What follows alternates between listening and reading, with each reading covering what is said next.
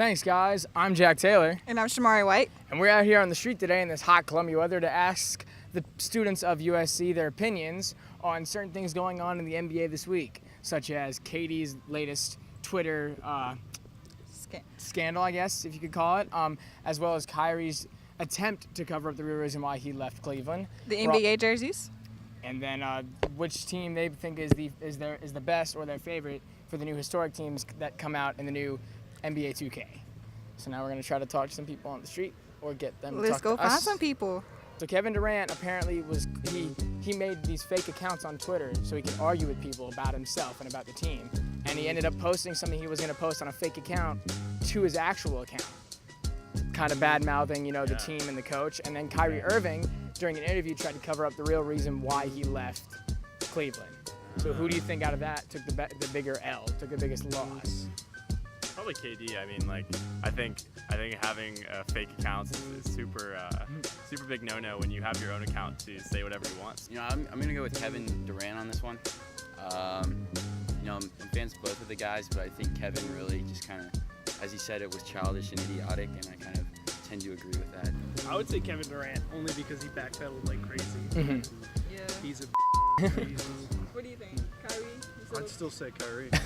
Wow. All right. Just for not telling him, or just for the trade overall? Just betrayal, Yeah. Kevin Durant, KD for sure. See, thank you. Someone else said Kyrie. I said you want to elaborate a little bit more, just on your opinion. Or? I think it's kind of petty of KD to go on Twitter like that and call out fans. And it's just kind of weird. It's kind of sketchy. Yeah, for an NBA player to make like fake accounts, like that's some internet troll does. Not a professional basketball player. Saw the new NBA jerseys they came out with. Yeah, Favorite ones? pretty sweet. I like Minnesota's. All right. I was okay with. I liked it on Carl Anthony. He looked pretty good. So I enjoyed. Yeah. And then your least favorite? Do you have any ones that you thought were ugly, or? Not really. No, they all look. You can say the Spurs. They all look pretty good. I was pleasantly surprised. Washington Wizards. Those are your favorites? Really? I'm biased to the Hornets. So. Oh yeah. Always. Oh yeah. They're nice. It's nice to see them back in Charlotte. And then any of your least favorite ones that you saw? Personally, I thought the Timberwolves were pretty ugly. Those green Spurs ones. are ugly. I don't. Pacers. I didn't like the Pacers. Okay, I can respect that. Yeah. They all yellow, looking like Too bright, corn. too bright. Cavs.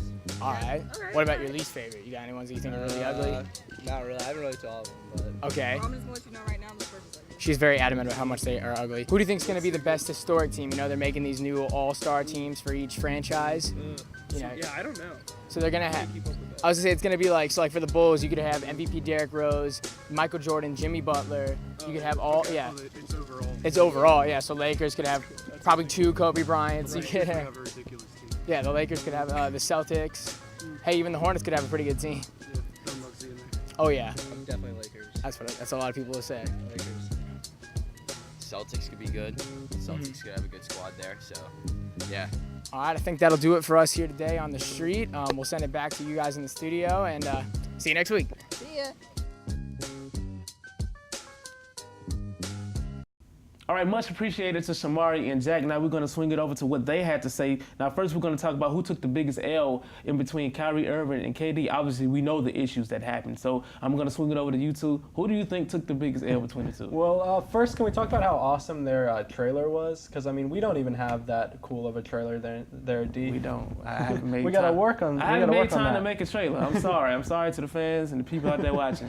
Because that was unbelievable. You did a fantastic job with that. But who took the biggest L? It's tough to say L in the regard because, I mean, they both are not in good scenarios. I'd say the biggest L would be KD because he was just pathetic. Why would you have you're Kevin Durant? Why are you wanting to make sure that people online really want you to have this one view of yourself? I don't understand why you would ever make fake accounts and do that, and it just seems petty to me. Now, Kyrie, I don't think he took an L. He did. I mean, he wants to do his own thing. That's respectable. I just don't necessarily agree with all the things he tried to say is why in that hour-long interview the other day. I think the biggest thing, and I'm going to say KD took the biggest L, is that Kevin Durant continues to switch from being the guy who makes the decision to the victim. He is the one who he consistently says, I made a business decision. Respect that. But then as soon as it comes up that people are giving him backlash, he's all like, oh, I mean, he even said, like, I wasn't sleeping, I wasn't eating, Mhm. and so he wants to act like, it wasn't his fault Yeah. and like he's not responsible Mhm. for it. Yet then he goes and tries to act all big and bad on the court. Yeah. So I think, for whatever reason, I just feel like KD's situation is a lot different than Kyrie. Yeah. Kyrie, I mean, we've seen things in interviews before. Mhm. I mean, Marshawn Lynch went up there and kind of dodged a bunch of questions. So I Exactly. think Kyrie, he was just dodging questions. He did make a business decision, and he's been owning it. He hasn't played the victim card as much as KD has. Well, I'm gonna have to go and say KD as well because obviously, no one likes to see a player like this in this position, but he actually knows better. He knows better, and as a player, and he has PR representatives who should have been doing their job and is actually saying, hey, KD, this is what you should not do. But obviously, when you go back and say the victim card, you look at recent players who've been in this situation. Obviously, you had KD, and you had Dwight Howard a couple of years ago in Orlando, and then you had LeBron, who was in that situation for many years when he left Cleveland to go to Miami. And then when you think about the Kyrie situation, obviously, he didn't play the victim card. He didn't really take the biggest L. But what a lot of people and a lot of media outlets are saying that he dodged the questions that people actually wanted to hear. And that's not necessarily his fault because he's only speaking from his mind. The media only wants him to speak from their perspective. Like, cut the chit chat and give us the real answer to why you left Cleveland. Is it LeBron's fault? Is it because you don't want to play with LeBron? Just give us the real reason. And Kyrie just didn't want to be that person. But I'll tell you one thing, Kyrie right now is KD's biggest fan because it got everybody off of his back and onto KD's. But bringing that up, why do you think Kyrie left, you personally? Well, I think Kyrie left because I really don't think it has nothing to do with LeBron. I feel like he left because he wanted to have his own team. He wanted to be the leader. He just wanted to figure himself out as a basketball player and as an emerging star. So you really can't fault him for making his own decisions. But obviously the media wants it to be his fault. The media wants it to have someone to blame, and it's not LeBron, so it's going to be Kyrie. I don't think he really did anything wrong. It's kind of awkward that he did leave a team that is a championship team, but hey, he's a grown man, so he's able to make that decision. I disagree on the fact that you said LeBron had nothing to do with it. I think it's absurd to say he had nothing to do with it. There had to be something there because you're not going to leave that team if you're on good relations with LeBron or if you want to step up. I understand wanting to step up and being that guy, and that's what Kyrie said over and over in that interview. He wants to be the guy. He wants to be the guy with the ball in his hands in the last second. He wants to be the game player. He wants to be the star. And I understand that, but I don't think that you can reasonably say he didn't do it without thinking about LeBron. That's right. Well, I think I'm going to combine both of y'all's answers. When LeBron left to go to the Miami Heat, Kyrie was drafted #1 overall, and Kyrie was told by the Cleveland Cavaliers, you are the guy, and we are going to build the franchise around you. And then suddenly, a few years later, after a few more years of just not going anywhere, LeBron comes back, and suddenly Kyrie's not the guy anymore. It's all about LeBron. The media only cares about LeBron. LeBron has the same power, if not more power, than the coach. And we can debate that, but I think that's true. So Kyrie, like we said, he made a decision to go be the guy somewhere. So I think it was a personal decision. He was told that he was going to be the guy. He was lied to. And then he went to a place where they are going to give him the ball, give him the looks. He's already the face of the Celtics. Everybody loves him there. So I think it's a combination of both of y'all's answers. All right. Well, speaking of Kyrie, KD, LBJ, and the rest of the NBA, we're going to swing it back over, and we're going to talk about the jerseys now. Now, the NBA has now partnered with Nike after being with Adidas for so many years, and they have just released their line of uniforms. They are so nice. So obviously, I want to ask you guys, what are your favorite or non-favorite jerseys that just came out? And don't say Washington Wizards because they're playing. The Washington Wizards, obviously, because those jerseys are dope. But anyway, I think that, I like the jerseys. The one thing I don't like this year is some of the, not mascots, but some of the sponsors. Like, have you seen the red dot that's going to be on the Warriors jersey? It's a sponsor. But I know, but it still doesn't look good. Why would you choose that to sponsor a team? That flag that the Wizards wear doesn't look good, but they wear it. We don't have a sponsor yet. Well, y'all wear flags, so y'all don't need a sponsor. So you like the Washington Wizards jersey? No, out of all the jerseys, I haven't looked into all of them as much as you, but I wouldn't say Minnesota because I don't like Minnesota's neon green one. I don't like that one. I really do love the Cavs new jersey, to be honest. I think that's going to look really cool on LeBron and Isaiah. Isaiah's not going to look right in that uniform, but at least it's a new uniform for you to get used to it. Well, I think my favorite, I love the Charlotte Hornets throwback uniforms. Right. I mean, those were great back then, and fans have been begging them to have some Yeah. throwbacks, and Jordan finally got it done. Yeah. I also think I love the Oklahoma City Thunder's new uniforms. Yeah. It says OKC across the front. That's the brand that they've been going with. It's got a new font, so I think they introduced Paul George with it. So I think that's going to get a lot of fans hyped. And I might be biased here.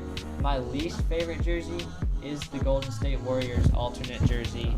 It's got a tree on the front, which, you know, they can do them, but for the outside fan, and I mean, they already have enough haters as it is. They did not do themselves any favors with that jersey. I don't think that it's gonna look good. They're still gonna win games, but it's probably my least favorite alternate jersey. Well, I kind of dig the Golden State Warriors Tropicana fruit tree Why? uniform.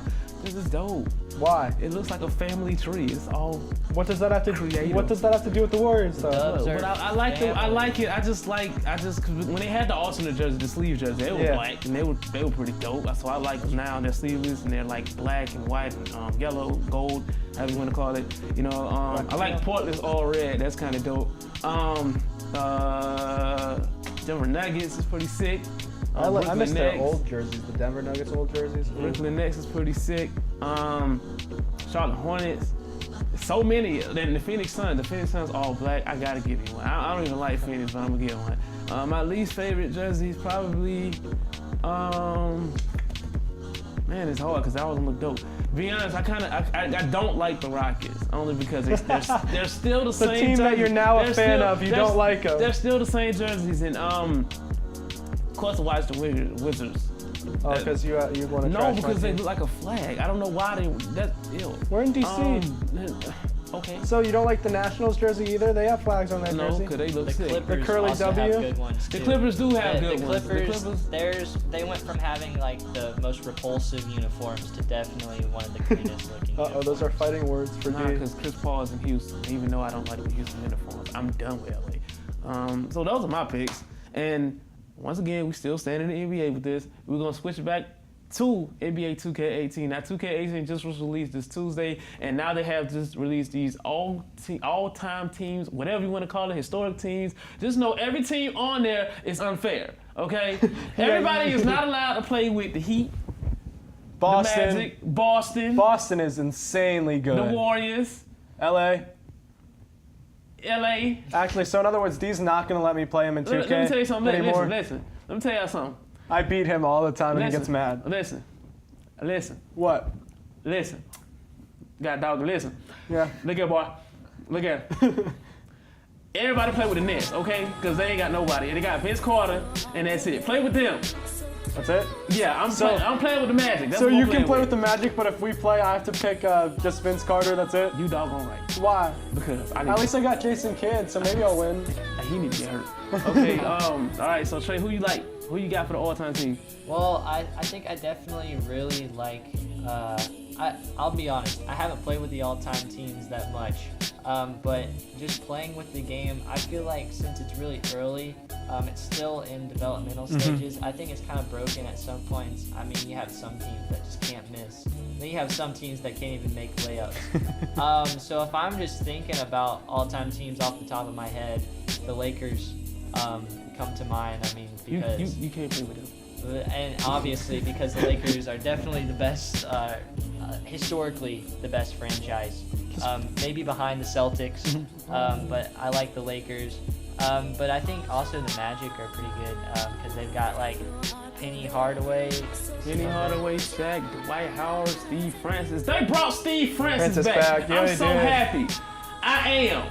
That was my dude. He was Russell before Russell. He was Derek before Derek. He was me before me. You wish. Okay? Wait. He was me. Russell, and then Derek, and then you? Or you're on the same level? Let me tell y'all something. I don't know why he hating on me because he wasn't athletic. I was athletic. I was athletic. Are you kidding me? I was athletic. I had tendonitis, but that still didn't stop me. I had bad ankles. One of my toes was hurting. I got gout. I got all of that on the court. All right, who wins in one-on-one more often then? Me and my gout. No. Okay? That's exactly who win on the court. Me and my gout. So why? All right, but anyway, I do think LA is going to be fun to play with because, I mean, I played with the Showtime Lakers every once in a while. Well, pretty much only when he picked the Bulls because there's no way I'm going to play not a 99 team. When he was the Bulls, I was the Showtime Lakers. I stomped on him the other day, and he literally quit after the first quarter. But, like, the Lakers... Why he got to tell my the business Lakers, what happened I'm at sorry. home? The Lakers are... You. I'm sorry, I won't do that again. My but household. My bad. Your household? Our household. But anyway, the Lakers team, that team was already stacked. That team was rated 99. And I mean, think about it. You add Kobe to that team. You add Shaq to that team. You add all these players. Like, that's going to be unbelievably unfair. But if you play that team against the Celtics all-time team, who do you think is going to win? Hopefully, if I'm playing with a team, I hope whatever team I'm playing with is going to win. And I hope it's going to be the Celtics. That's not the question. It's the question. Whoever team I'm playing with is going to win. But listen, obviously, I don't know because the lowest player on that all-time Celtics team is 89. Mm-hmm. That's ridiculous. And it happens to be me. But I'm not, okay, I'm stopping being biased by myself. But I just don't know. Probably the Celtics, the Lakers, just that Showtime Lakers, that whole roster that is on that team, it's just incredible. Yeah. But then you look at the Celtics who have a lot of historic players, Robert Parrish, Larry Bird, Paul Pierce is on that team. They have Garnett, Ray Allen. That's why I'm so surprised that you won't play with them. But Kevin McHale, so many great players are on that team. And obviously, we just don't know. We just got to wait and see when it comes up. When it's already out. Whenever we get the game, we just got to wait and see. When D gets it on Sunday. on Monday.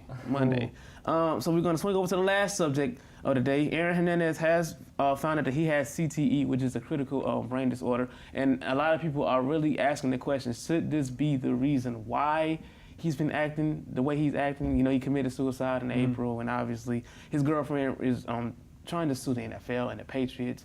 But my opinion about this situation is that, Aaron Hernandez, he was who he was before in the NFL. He was a trouble guy. He did drugs. He did a lot of things before he went to the NFL. And obviously he played football a lot. He's played multiple high school games, college games, NFL games, and and it's a thing that happens. A lot of injury to the head is constantly happening. So, do you really think this is a concern to why he was who he was for his off-field allegations? I'm kind of confused on the question you're asking, but in terms of, was it a concern? It's a concern for the NFL purely because it's not a good PR move. It's not good that this came out. They would have rather, I hate to say it, but they would have rather had Aaron Hernandez just be crazy or be a psycho. That's tough to say. But I mean, I'm just saying because the NFL as a business, you don't want any of this stuff coming out. It doesn't, like we were talking about their brand earlier, it doesn't help their brand.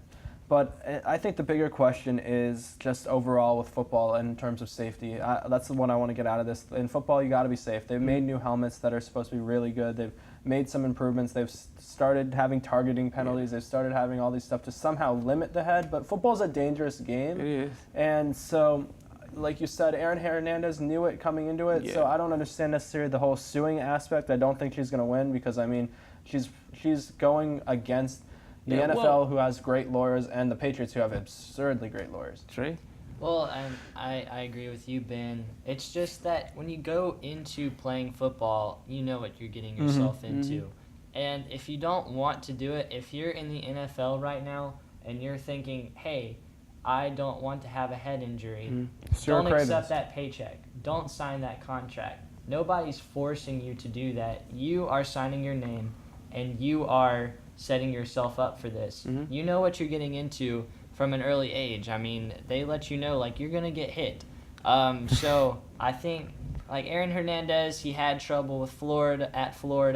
He had trouble once he got to the Patriots. So I think it's really, I hate to say this, I think it's cheap that they are going to the NFL right now and saying, hey, this is your fault, because I don't think that it was necessarily the game. I think he had a troubled past. And, I hate that things turned out that way for him. But I don't like that they're trying to blame someone else for his actions. Yeah, and when you look at football, obviously high school football is way dangerous than in like college and pro because there aren't that many rules in high school football. You know, those kids are already big. You aren't being watched as much, so you get away with more. And then these kids are competing at a higher, at a higher rate in NFL, even in college as well, because they want to get to the next level and they're hitting these guys hard and they're doing the most. So, like you say, he knew what he was getting himself into, and Aaron Hernandez, he was who he was. He was a trouble guy way before he put on the pads. We know about his youth, we know about his days in college and in the NFL and what led to what it led to. But obviously, I really don't think the suing thing is like you said, nothing will come out of it because it's a common thing that happens in football, and we just have to get used to it. I think the bigger thing is that more players are now being more hesitant about their careers, and they're being more hesitant because they're worried about their necessary lifespans, and that's good. That's what the NFLPA wanted. You have players like Cyril Cravens right now in the Redskins who's not playing, and he's mulling retirement, and he's like 22 or 23, if I remember right off the top of my head. And I think that's the more overarching issue is that there's so many players and fans now that are thinking about this and thinking about whether or not they want to play this sport.